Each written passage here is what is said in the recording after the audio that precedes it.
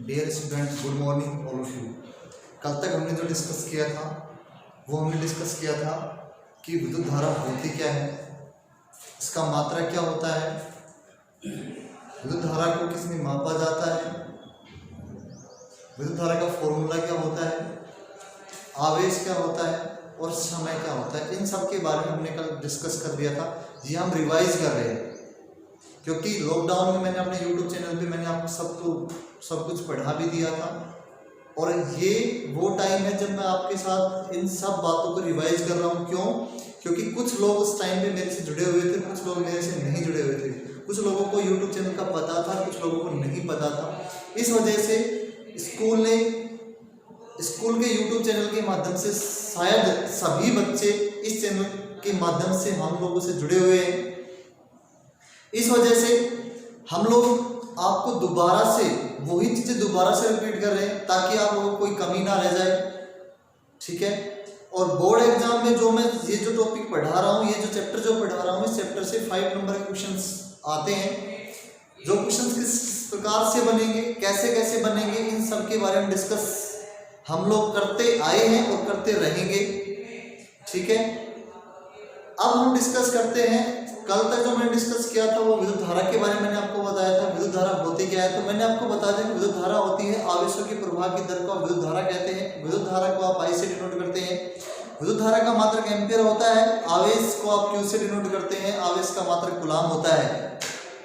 इन सब बातों को ध्यान में रखते हुए मैंने आपको ये कहा था कि जहां पे प्रवाह की दर का नाम आता है वहां आपको अपॉन टी करना है। दैट मीन्स आपके पास जो फॉर्मूला बना था वो आपके पास बना था I = Q अपॉन टी। क्या आपके पास फॉर्मूला यही बना था क्या? राइट या रॉन्ग? शायद राइट, यही करवाया था मैंने। क्योंकि I आपके पास विद्युत धारा थी, Q का मतलब आपके पास आवेश था और T का मतलब आपके पास समय था। अर्थात मैं आपसे ये कह रहा था कि आवेशों के प्रवाह की दर को आप विद्युत धारा कहते हो। इस विद्युत धारा का जो मात्रक था वो आपके पास था एम्पियर, जिसे आप ए से डिनोट कर रहे थे। आवेश का मात्रक आपके पास कूलाम था जिसे आप क्यू से डिनोट कर रहे थे और समय का मात्रक आपके पास सेकंड था जिसे आप सी से डिनोट कर रहे थे। तो क्या आप यहां से 1 एम्पियर की परिभाषा डिफाइन कर सकते हो क्या? कैसे? जैसे 1 एम्पियर ये आपने क्यों किया? क्योंकि मेरे को सबसे मिनिमम वैल्यू लेनी है जिसका आंसर 1 हो। अपॉन में करें तो 1/1 का आंसर 1 ही होता है। अर्थात प्रति सेकंड 1 कूलाम आवेश प्रवाहित होने की दर क्या कहलाती है? आपकी 1 एम्पियर के बराबर होती है। ये आपने डिस्कस कर लिया था, ठीक है। अब हम डिस्कस जो करेंगे वो हम डिस्कस करेंगे कि विद्युत विभव क्या होता है, विभवांतर क्या होता है। ये सब चीज हमने पहले लॉकडाउन में भी डिस्कस कर ली थी, लेकिन अब हम दोबारा डिस्कस कर रहे हैं। कुछ बच्चे छूट गए थे, उनके लिए प्रॉब्लम आ गई थी, तो अब वैसी प्रॉब्लम नहीं आएगी। देखो अब हमारे पास जो टॉपिक है वो है विद्युत विभव।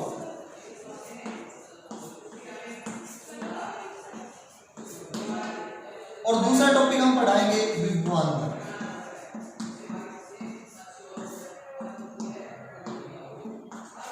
विद्युत विभव क्या होता है, विभवांतर क्या होता है? विद्युत विभव क्या होता है, ध्यान देना।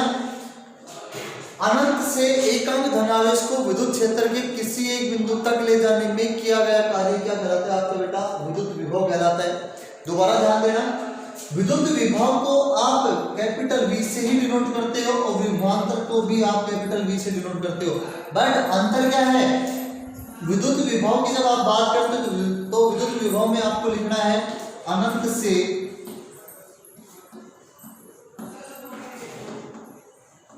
एकांक धनावेश को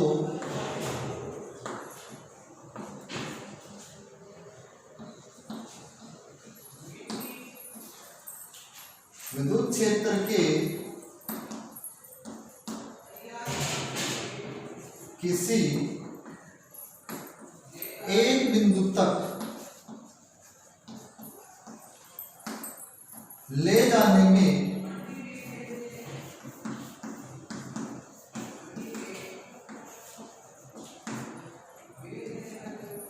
किया गया कार्य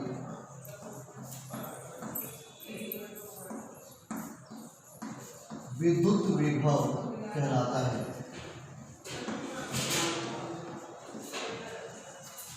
विद्युत विभव को आप किससे डिनोट करते हो? विद्युत विभव को आप कैपिटल V से डिनोट करते हो और इसका जो मात्रक होता है, विद्युत विभव का जो मात्रक होता है वो आपका होता है बेटा वोल्ट। जिसे आप स्मॉल v से डिनोट करते हो। ध्यान देना क्या कह रहा हूं, डेफिनेशन के ऊपर ध्यान देना। विद्युत विभव वह होता है जिसमें अनंत से एकांक धनावेश को विद्युत क्षेत्र के किसी एक बिंदु तक लाने में किया गया कार्य विद्युत विभव कहलाता है। इसका मात्रक वोल्ट होता है। ठीक है, ये तो हम बात की है हमने किसकी, विद्युत विभव की।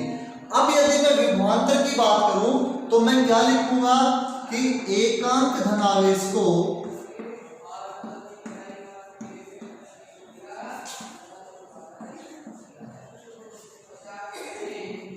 विद्युत क्षेत्र के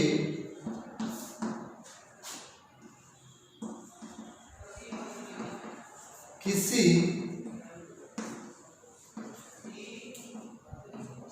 एक बिंदु से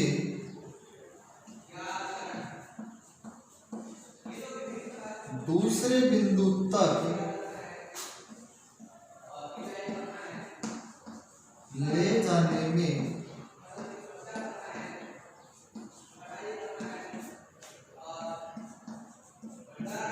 किया गया कार्य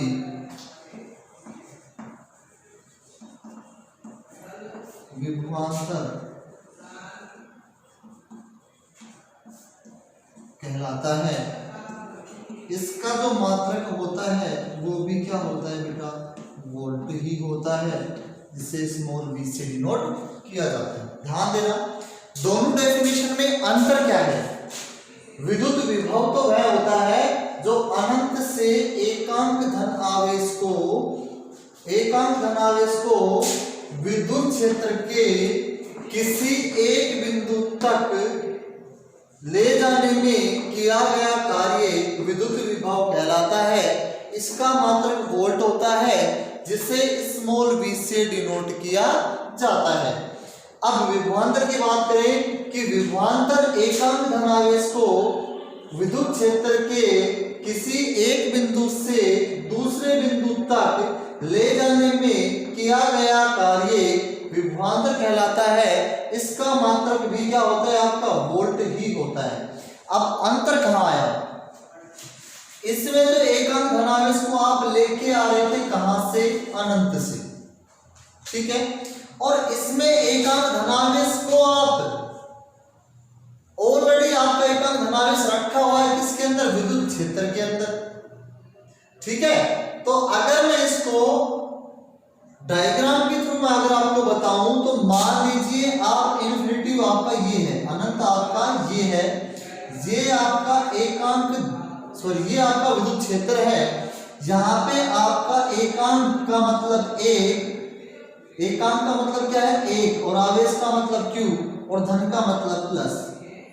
तो ये एकांक धनावेश है, इसको आप विद्युत क्षेत्र के वो क्षेत्र ये भी हो सकता है, ये भी हो सकता है, ये भी हो सकता है, ये भी हो सकता है, किसी भी एक क्षेत्र तक, किसी भी एक बिंदु तक ले जाने में किया गया कार्य, ये ए पॉइंट हो गया, ये आपका बी पॉइंट हो गया, ले जाने में किया गया कार्य आपका क्या कहलाएगा, विद्युत विभव कहलाएगा।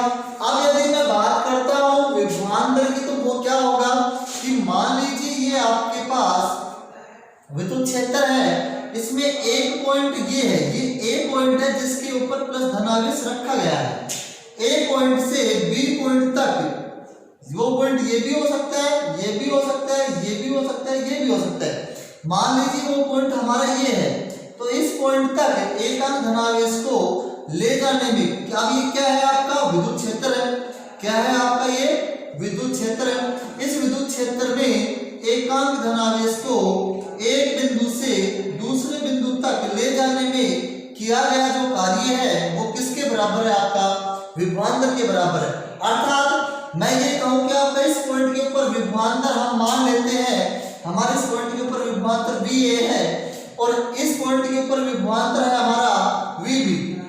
विभवांतर देखो इसका संधि विच्छेद भी क्या हो गया, विभव प्लस अंतर, विभवांतर हो गया विभव प्लस अंतर। विभव को आप किससे डिनोट कर रहे थे, V से, अंतर का मतलब इनमें अंतर होना चाहिए, तो V1 VA minus VB is equal to किया गया कार्य आपका क्या है W, और किसके ऊपर आप काम कर रहे हो,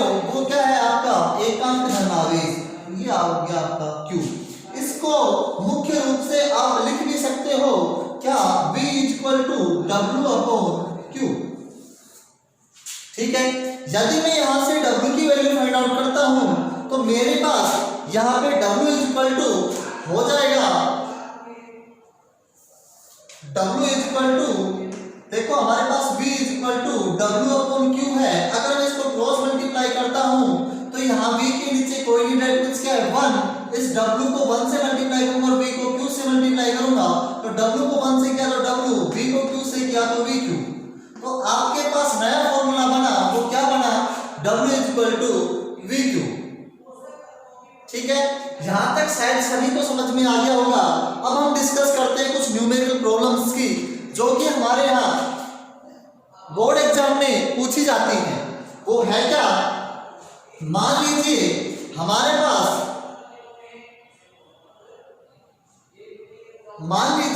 पास कोई भी एक इक्विपमेंट है, ठीक है। उस इक्विपमेंट में, इक्विपमेंट का मतलब हो गया बेटा उपकरण। उस उपकरण में होता क्या है कि उसमें 5 कूलम आवेश प्रवाहित हो रहा है। ध्यान देना, उसमें 5 कूलम आवेश प्रवाहित हो रहा है। तो Q की वैल्यू आपके पास 5 कूलम है और वह जो उपकरण वो कितने वोल्ट ले रहा है, वो दैट मींस इसके पास वोल्टेज है 220 वोल्ट।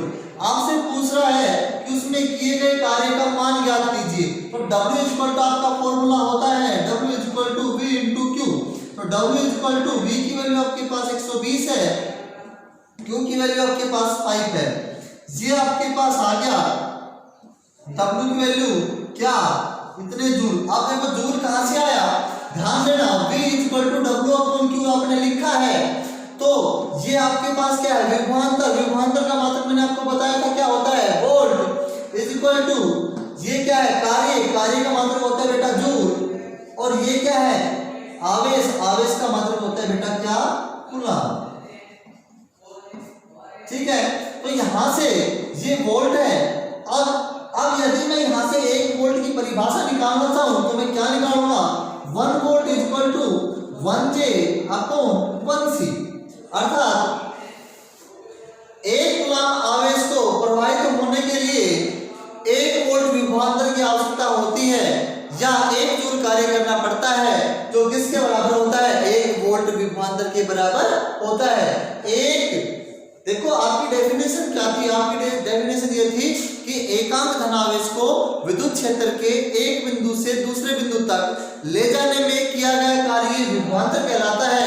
अर्थात 1 कूलम आवेश को विद्युत क्षेत्र के एक बिंदु से दूसरे बिंदु तक ले जाने में 1 जूल कार्य करना पड़ता है।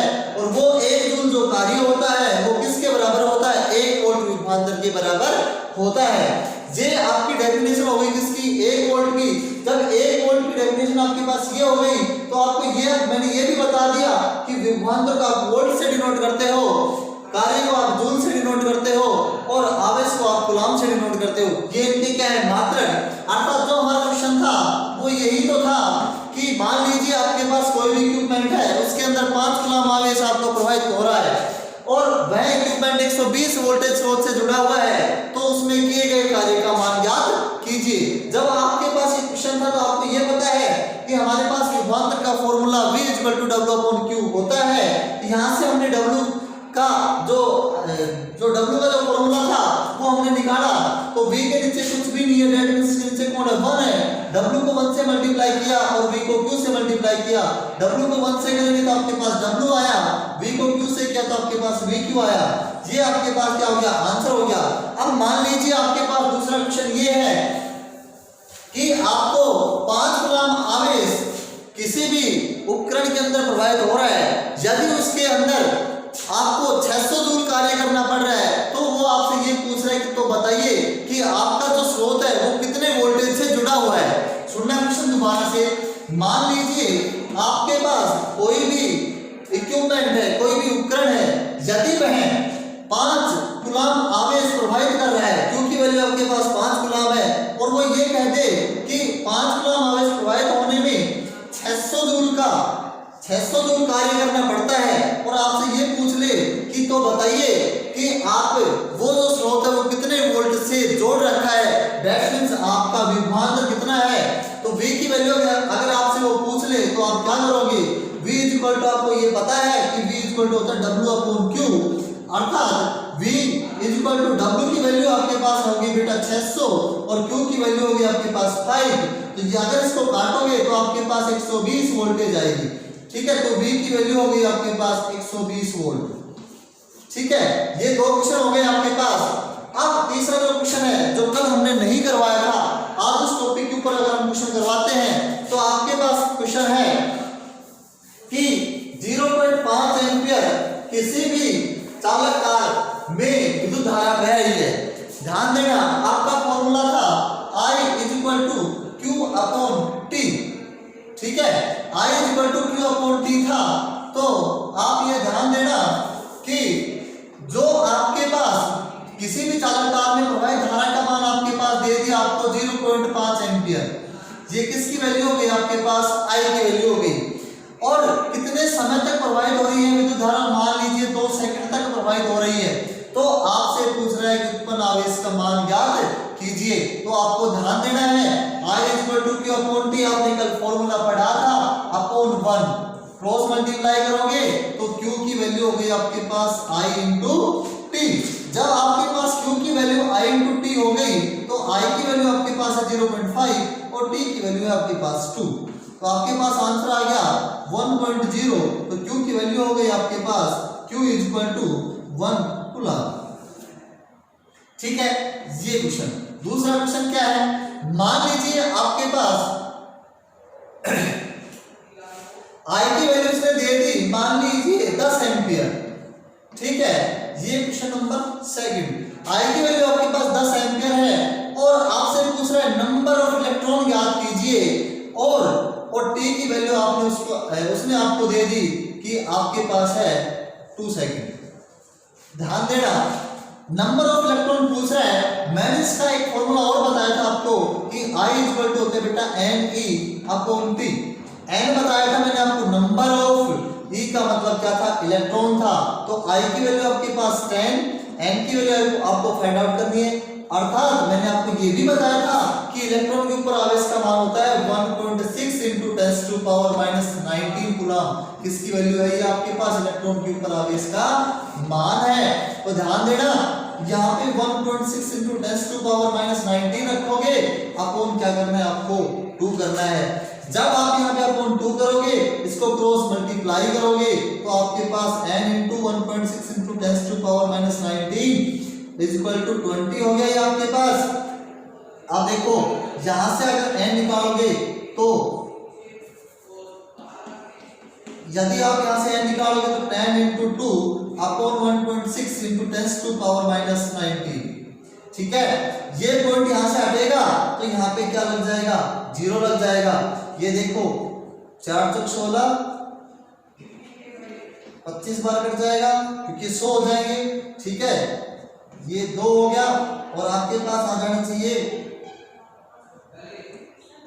10 टू पावर 19। इसकी कोई भी यूनिट नहीं होगी। क्यों नहीं होगी? n की वैल्यू आपके पास आई 12.5 इंटू 10 टू पावर 19। क्यों नहीं होगी? क्योंकि नंबर है, संख्या पूछ रहे हमसे, तो इसकी कोई भी यूनिट नहीं होगी। ठीक है, आपके पास ये क्वेश्चन मैंने करा दिया, ये भी करा दिया और आपको किस और कौन-कौन से क्वेश्चन करवा दिए? मैंने आपको करवा दिया कि विभवांतर क्या होता है। ठीक है, और मैंने आपको करा दिया कि कार्य का मान कैसे ज्ञात करते हो। ठीक है, ये सारे क्वेश्चन मैंने आपको करा दिए हैं। फिर भी यदि आपको कोई भी प्रॉब्लम आती है इन सभी क्वेश्चनों में, फिर भी यदि आपको कोई भी प्रॉब्लम आती है तो आपको करना क्या है? उस प्रॉब्लम को आप कमेंट बॉक्स में या फिर ग्रुप में आप लिख के भेज देना। मैं उन प्रॉब्लम का सॉल्यूशन आपको बताऊंगा। लेकिन जब तक आप इन प्रॉब्लम को सॉल्व नहीं करोगे तो आपको इनका आंसर पता कैसे चलेगा? आपको मतलब ये इनकी प्रैक्टिस होगी कैसे आपकी? ठीक है, तो आप ध्यान देना। एक और क्वेश्चन है आपके पास और वो क्वेश्चन क्या है?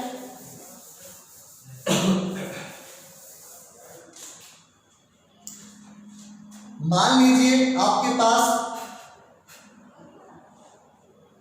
पास एक चालक तार है